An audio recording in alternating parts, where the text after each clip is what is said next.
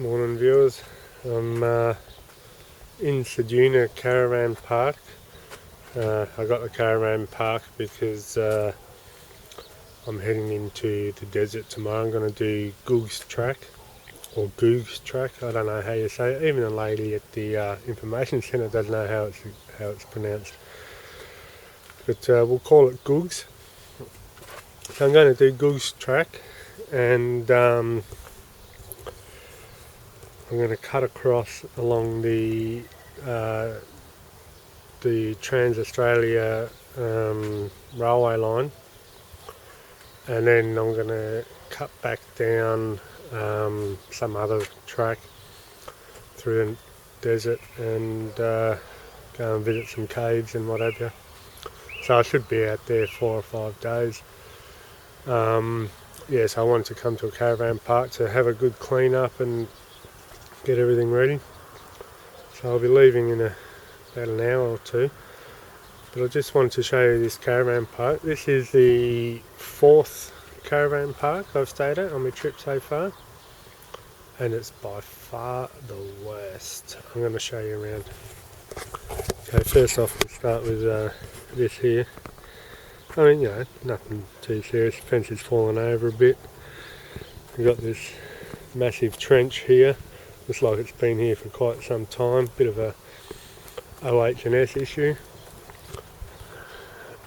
And we've got a lovely little caravan there. I don't think anyone's in that one, but this one here, with a piece of tin wedged up against the door and whatever, I swear I saw a light on in there last night, so I think someone may be staying in that.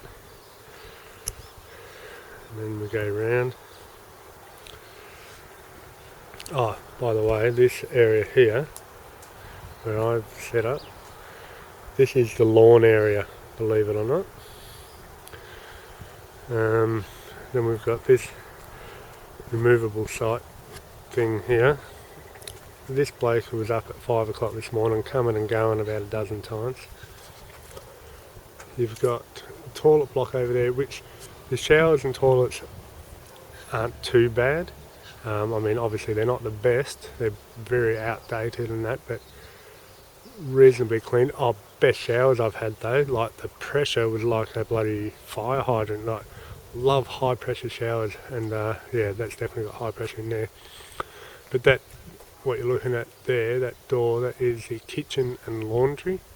They're in the same room. The kitchen is nothing, there's no kettle, no toaster, no pots, pans, there's nothing. There's just a microwave and a stove and an old 60s style sink. But they've got all the washing machines and dryers in there as well. A couple of them are out of order.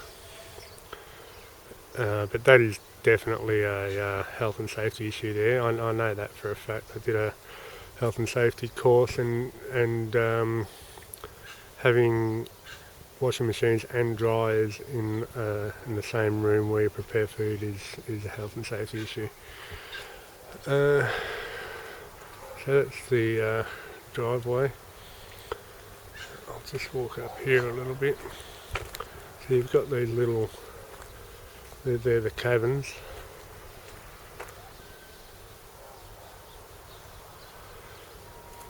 And you got more of those cabins on this side.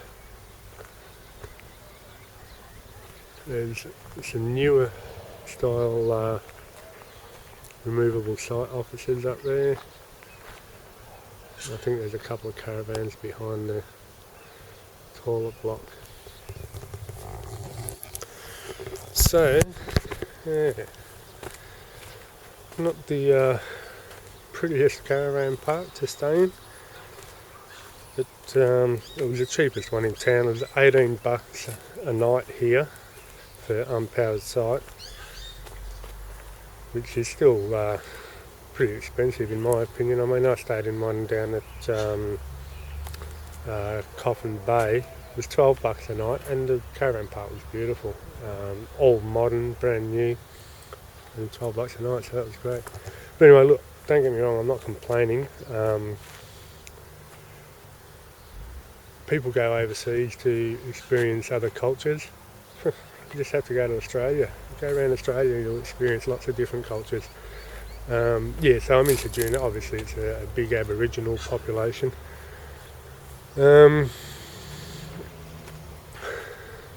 It's not. It used to have a really bad name. They've cleaned it up a lot. The in town itself is actually quite nice.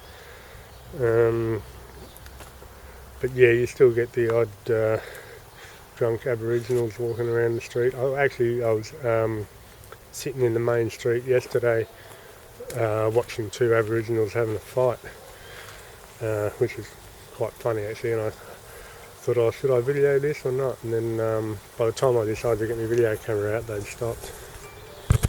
Just get me a cup of tea going here. So, and look, I'm not trying to say Aboriginals are bad people either. I mean, I went and sat in the pub yesterday afternoon. It was a beautiful day. Pub overlooks the water and that, and sitting there having a beer. And I actually sat and had a chat for about 3 hours with an Aboriginal bloke, and he was a great fella. He'd telling me his story of how he joined the Navy. He said he joined the Navy to meet prostitutes. Just coming from a small town like Ceduna, this is going back in the 60s or 70s, I think he said.